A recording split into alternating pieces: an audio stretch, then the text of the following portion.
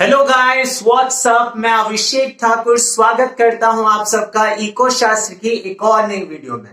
आज की है हमारी वीडियो क्लास 11th का चैप्टर नंबर 2 कंज्यूमर इक्विलिब्रियम का फर्स्ट पार्ट है। इस वीडियो में मैं आपको बताऊंगा सबसे पहले कि law of diminishing marginal utility क्या होता है और लास्ट में हम बात करेंगे कि टोटल यूटिलिटी और मार्जिनल यूटिलिटी में क्या रिलेशनशिप होता है। So let's start with.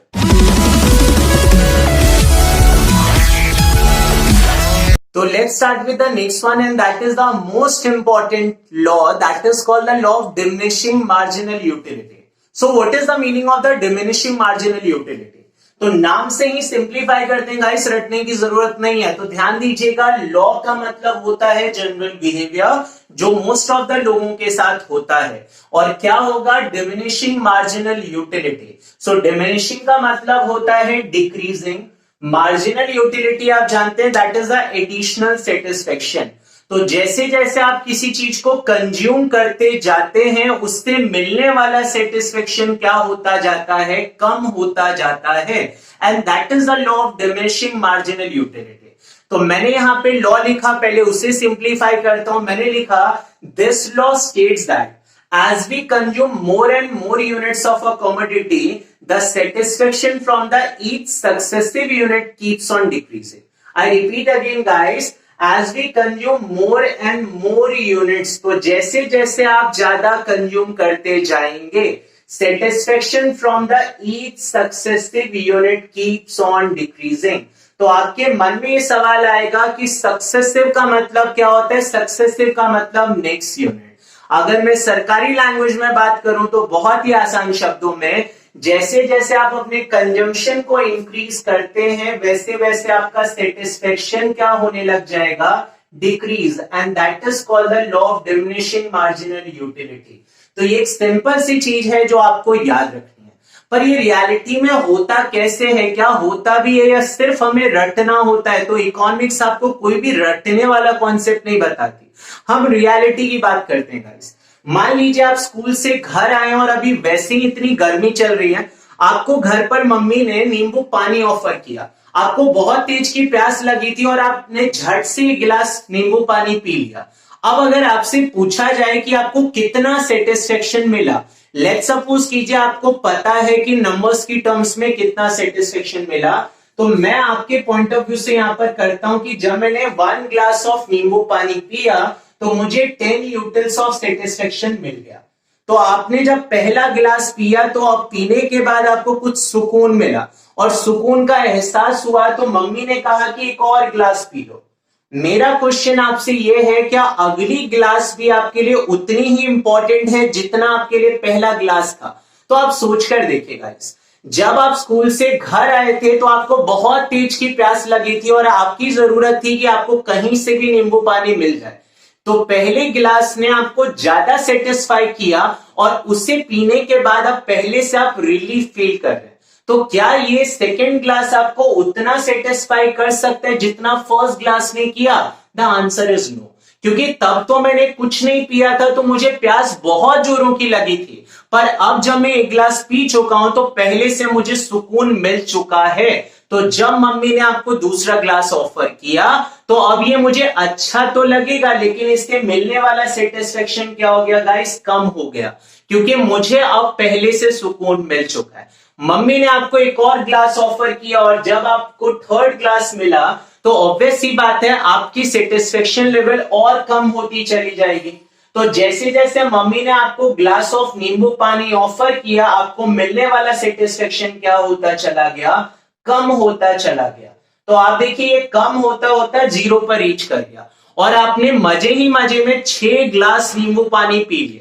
अब मम्मी ने आपको 7वां ग्लास ऑफर किया और आपने मम्मी का हाथ जोर से पकड़ लिया कि अब मेरे बस का नहीं है। तो अगर मैं 7th ग्लास भी पी जाऊं खुशी खुशी में तो मेरा सेटिस्फेक्शन इस बार क्या हो जाएगा? -2। आई रिपीट अगेन गाइस, आपको नंबर्स रटने की जरूरत नहीं है। देखिए सिंपल सा लॉजिक है, जब आप पहला ग्लास पीते हैं तो उससे पीने से पहले आपको प्यास बहुत तेज की लगी थी। तो जब आपने पहला ग्लास नींबू पानी का पिया तो उसे पीने के बाद अब पहले से आप कुछ सेटिस्फाई हो चुके हैं। अब दूसरे ग्लास की रिक्वायरमेंट उतनी ज्यादा नहीं है जितनी पहले ग्लास की थी, और इसीलिए दूसरे ग्लास ने आपको कम सेटिस्फाई किया। जब दूसरे को आपने पी लिया तो अब तीसरे ग्लास से मिलने वाला सेटिस्फेक्शन और कम होता जाएगा। तो सिंपल थ्योरी है कि जितना कंजम्पशन ज्यादा उतना ही सेटिस्फेक्शन कम। सेटिस्फेक्शन कम होता होता कहां पर पहुंचा? जीरो पर, और अल्टीमेटली क्या हो गया? नेगेटिव। तो याद रखिएगा, that is the law of diminishing marginal utility. जैसे जैसे हम कंजम्पशन को इंक्रीज करते हैं उससे मिलने वाला सेटिस्फेक्शन क्या होने लग जाता है? फॉल। और अल्टीमेटली वो कहां पर पहुंच सकता है? जीरो। और अगर उसके बाद भी आपने कंटिन्यू किया तो कहां पर पहुंचेगा गाइस? नेगेटिव।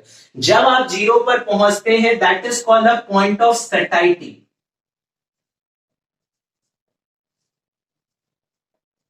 और पॉइंट ऑफ सैटिस्फैक्शन का मतलब क्या होता है? सैचुरेशन। इसका मतलब क्या होता है? तृप्त होना। जैसे कहते हैं ना अपनी हिंदू मैथोलॉजी में कि कब पता चलता है कि आपका पेट भर गया? जब डकार आ जाती है। इन द सेम ऑर्डर कि आप तृप्त हो गए जूस पीकर, अब आपका पेट बिल्कुल फटने सा हो गया, सो that is called the point of satisfaction. अब और नहीं पी सकता।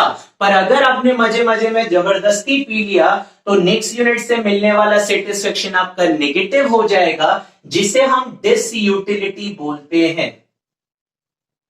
तो now what is the meaning of the disutility? Utility का मतलब था सेटिस्फेक्शन, डिसयूटिलिटी का मतलब डिससेटिस्फेक्शन।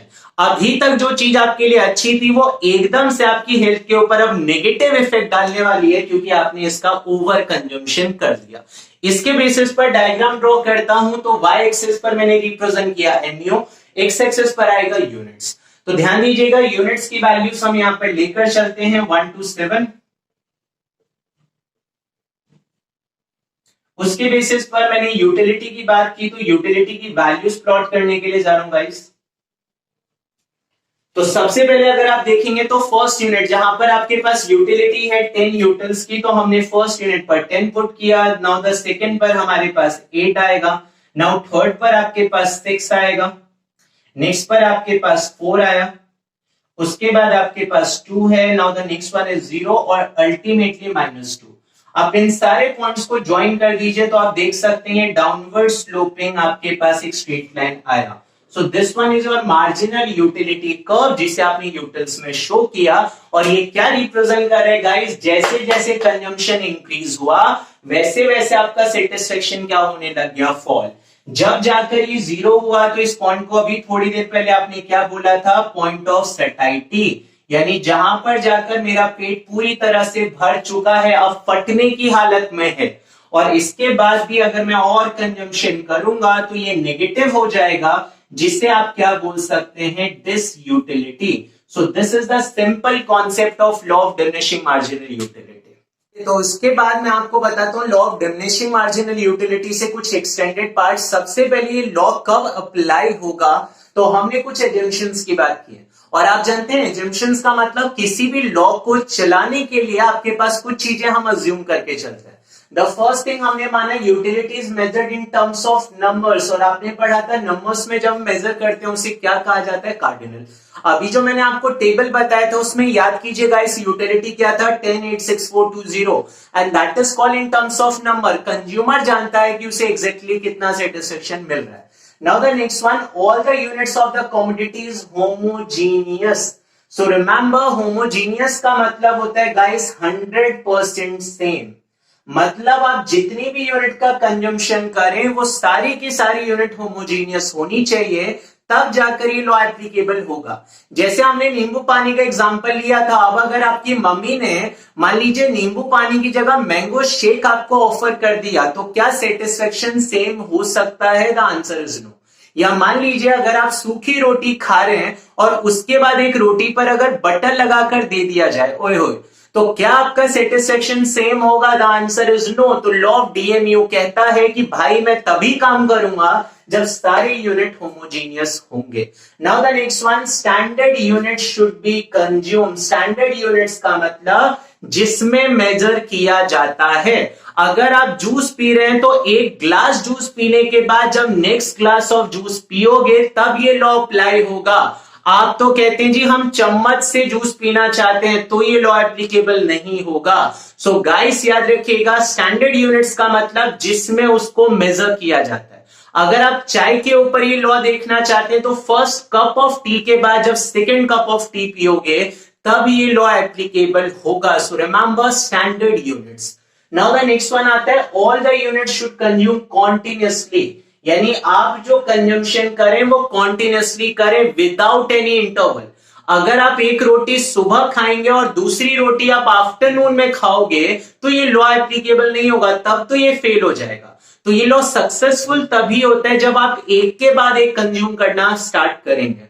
सो याद रखिएगा, कॉन्टिन्यूअसली आपको कंज्यूम करना पड़ेगा विदाउट एनी इंटरवल।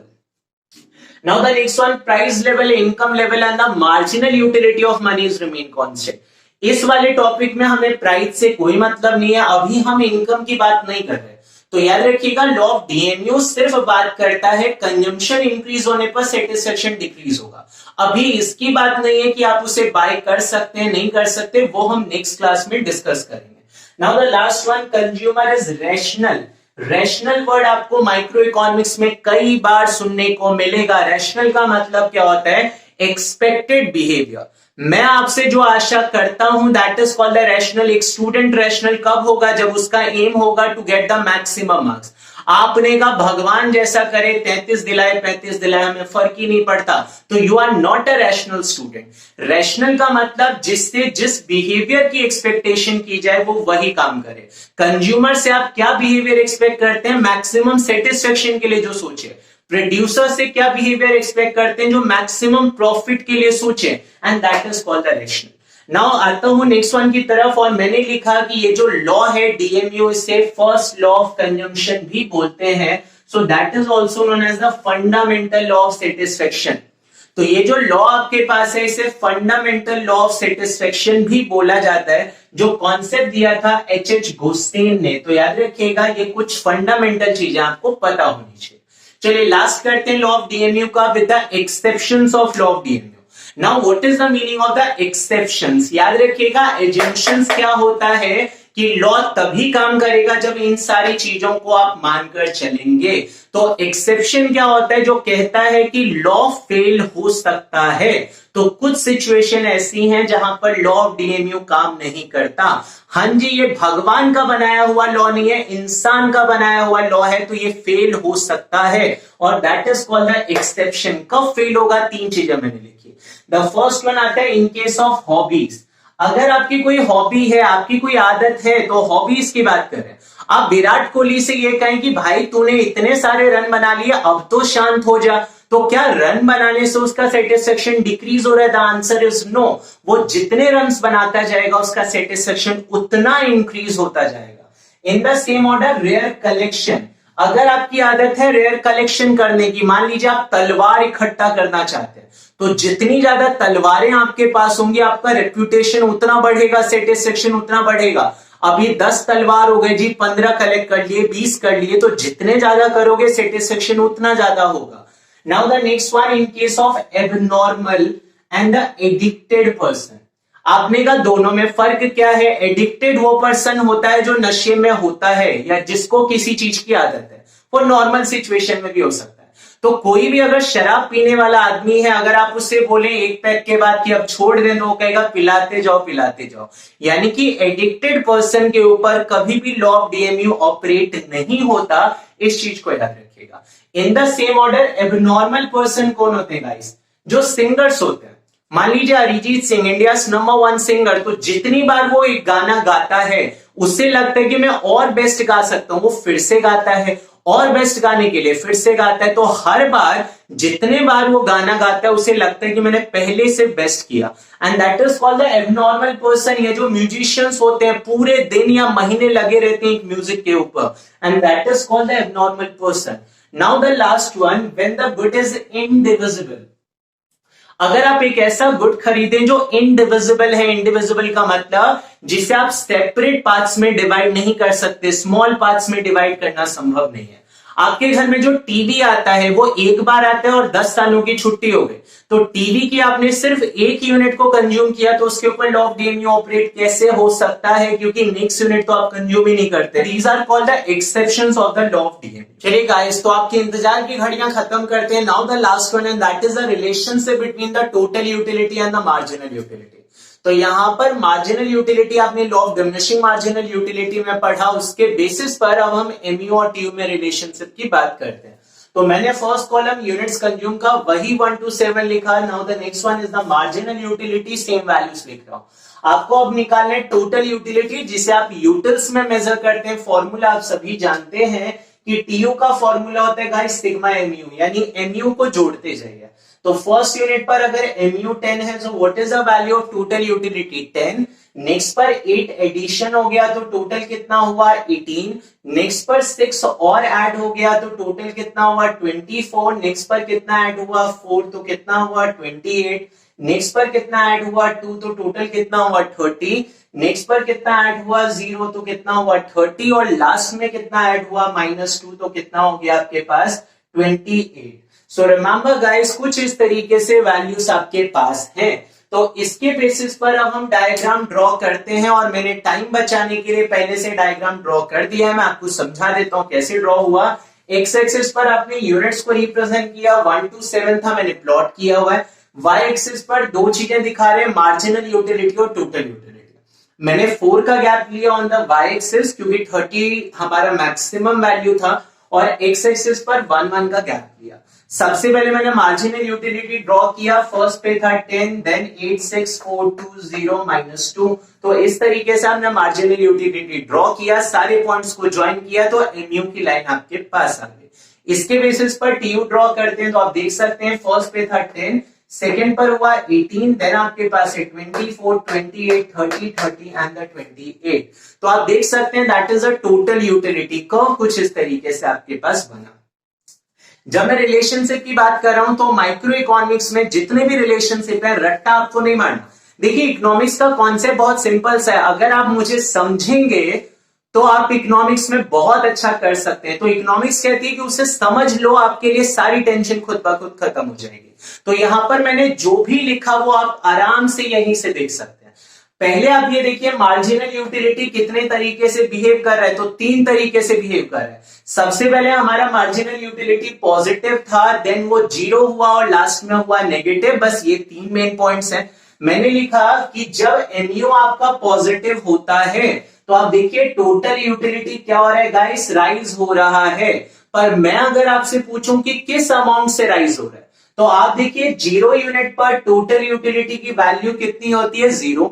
अब 0 से 10 में कितने का चेंज आया 10, यानी कितने से राइज हुआ 10 से। नेक्स्ट पर आप देखिए 10 to 18 कितने से राइज हुआ 8 से। नेक्स्ट पर कितने से राइज हो रहा है 18 to 24 6 से।